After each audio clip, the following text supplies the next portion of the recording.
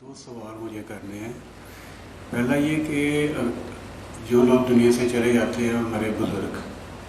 ان کو ثواب پہنچانے کے لیے اگر ہم کسی کو بلاتے ہیں، بچوں کو یا کسی حافظ قرآن کو کہ قرآن پڑھیں، تو کیا وہ ثواب انہیں ملتا ہے؟ دوسرا سوال یہ ہے کہ مرنے کے بعد انسان کی زندگی، کیا جو نیک لوگ ہیں وہ قبروں کے اندر ہی ہیں، اور کیا ان کا کوئی عمل دخل دنیا میں رہ جاتا ہے، یا کیا وہ ہمارے لیے کوئی دعا کر سکتے ہیں یا نہیں؟ پلیز ذرا تفصیل سے اس معاملے میں روشنی فرمائیے۔ اس میں تو کیٹیگوریکل میرا جواب ہے کہ قطعاً نہیں، بلکہ یہ بدعت ہے۔ یعنی یہ بجائے آپ کو کوئی ثواب دلانے کے الٹا جو ہے آپ پر گرفت ہو جائے گی، ایسی کوئی چیز صحابہ سے ثابت نہیں ہے۔ اور ہمارا دین وہی ہے، ما انا علیہ واصحابی، رسول نے فرمایا جس چیز پر میرا عمل ہے اور میرے صحابہ کا ہے، دین تو اصل میں وہی ہے۔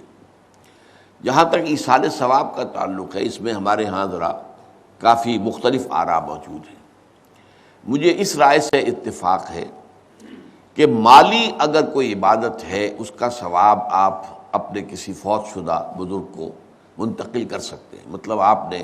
کسی بیوہ کی کوئی مدد کی ہے، کسی یتیم کی کوئی مدد کی ہے، کسی دینی کام میں پیسہ لگایا ہے، کوئی صدقہ جاریہ شروع کیا ہے خدمت خلق کے لیے وغیرہ وغیرہ،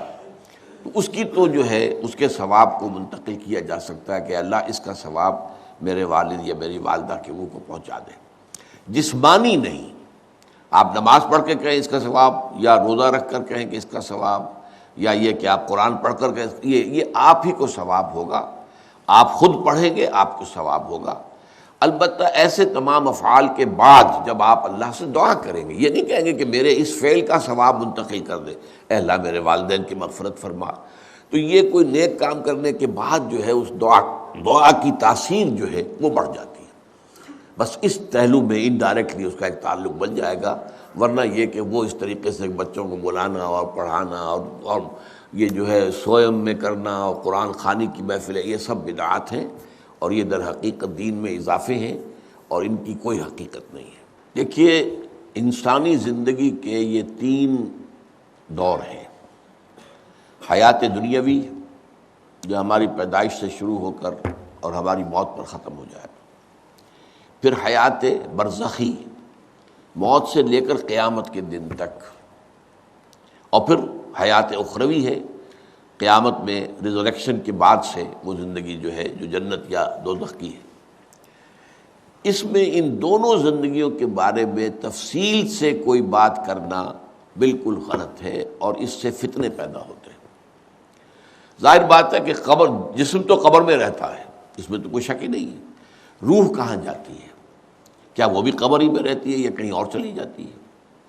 قرآن مجید میں سجین اور اعلیٰ علیین کا ذکر موجود ہے، لیکن یہ تمام چیزیں متشابہات میں سے ہیں۔ یہ تمام چیزیں قرآن مجید میں سورہ آل عمران کے شروع میں بیان کیا گیا ہے کہ ہم نے یہ کتاب اتاری ہے، اس میں کچھ آیات محکمات ہیں، کچھ متشابہات ہیں۔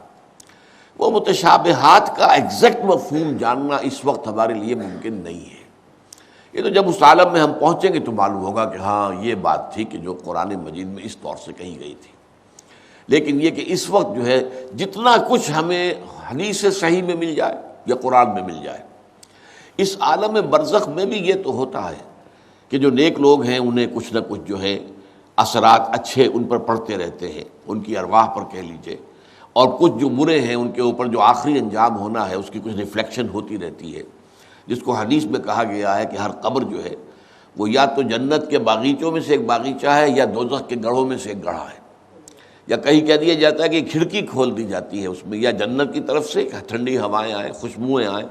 اور یا دوزخ کی طرف سے کہ آگ کی لپٹ آئے۔ دوزخ میں داخل ہوں گے قیامت کے بعد ہی، اور جنت میں داخل ہوں گے قیامت کے بعد ہی، لیکن اس کے کچھ آثار پڑنے شروع ہو جاتے ہیں، وہ جس کو انگریزی میں آپ کہتے ہیں coming events cast their shadows before, بعد میں آنے والے واقعات جو ہیں ان کے کچھ سائے جو ہیں پہلے سے آنے شروع ہو جاتے ہیں۔ تو اسی طرح سمجھیے کہ جو کچھ آخرت میں کسی انسان کے ساتھ ہونا ہے اس کا ایک عکس جو ہے وہ عالم برزخ میں شروع ہو جاتا ہے۔ اسی لیے قرآن مجید میں یہ بھی آیا ہے کہ یہ جو آل فرعون تھے یہ صبح و شام جہنم پر پیش کیے جاتے ہیں، اور قیامت کے دن پھر کہہ دیا جائے گا ادخلوا آل فرعون النار، ان کو داخل کر دو آگ کے اندر۔ تو یہ اس حد تک، باقی یہ ہے کہ تفصیل میں جانا، ہاں ایک رائے ہے، یہ شاہ ولی اللہ دہلوی رحمۃ اللہ علیہ کی ہے، اگر ان کی رائے نہ ہوتی تو میں اسے بیان بھی نہ کرتا، لیکن یہ کہ وہ ایک بہت بڑے محدث اور بہت مفکر اور دین کے فلسفے سے بہت بڑے واقف انسان تھے۔ انہوں نے کہا کہ جو اولیاء اللہ ہوتے ہیں، اللہ کے نیک بندے، اللہ کے بندے، ان کے انتقال کے بعد ان کی روحوں کو بھی اللہ فرشتوں کے طبقہ اسفل میں شامل کر دیتا ہے۔ یہ فرشتے ہیں نا، اس وقت بھی موجود ہیں۔ ابھی شاید اگلے ہی جمعے میں وہ حدیث جو ہے اس کا بیان آئے گا کہ جب بھی کسی گھر میں، اللہ کے گھر میں کچھ لوگ اس لیے جمع ہوں کہ اللہ کی کتاب پڑھیں اور سمجھیں اور سمجھائیں، تو ان کے اوپر فرشتے گھیرا ان کا ڈال لیتے ہیں، اور ان پر اللہ کی طرف سے سکینت نازل ہوتی ہے اور رحمت نازل ہوتی ہے، اور اللہ ان کا ذکر کرتا ہے فرشتوں کے پاس، دیکھو میرے بندے، تم کہتے تھے یہ فساد مچائے گا، دیکھو یہ بھی تو ہے نا جو میرے کلام کو پڑھنے کے لیے میرے گھر میں جمع ہیں۔ تو فرشتے ہیں موجود، ہم میں سے ہر ایک کے ساتھ 2 فرشتے موجود ہیں۔ تو یہ فرشتہ اسفل ہے، سب سے نیچے، جو دنیا کے کاروبار کو چلانے میں اللہ تعالیٰ کے سول سرونٹس ہیں، پھر اس سے اوپر کے فرشتے ہیں، اس سے اور اوپر کے فرشتے ہیں، پھر مقربین ہیں جو اللہ تعالیٰ کے قریب ترین فرشتے ہیں۔ لیکن یہ کہ ملائکہ کے طبقہ اسفل میں شامل کر لیتے ہیں تاکہ جو کام اللہ تعالیٰ ملائکہ سے لیتا ہے وہ ان سے بھی لینے شروع کر دیتا ہے۔ لیکن ہمیں یہ اجازت نہیں ہے کہ ہم فرشتوں کو پکار کر کہیں کہ اے فرشتے، اے جبریل، اے میکائیل، یا فلاں، اے منکر، جو یا میرے جو ہے کرامن کاتبین، میرا یہ کام کر دو۔ نہیں، یہ شرک ہو جائے گا۔ اسی طرح ہو سکتا ہے کہ انبیاء کی ارواح جو ہے وہ بھی اللہ تعالیٰ نے شامل کی ہوئی اس لشکر کے اندر، وہ کام کر رہے ہوں اور وہ اللہ تعالیٰ کے حکم سے مختلف معاملات جو ایگزیکیوٹ کرتے ہوں، لیکن ہم کسی کو پکار نہیں سکتے۔ بس یہ اگر آ گیا میدان تو یہ پھر جو ہے شرک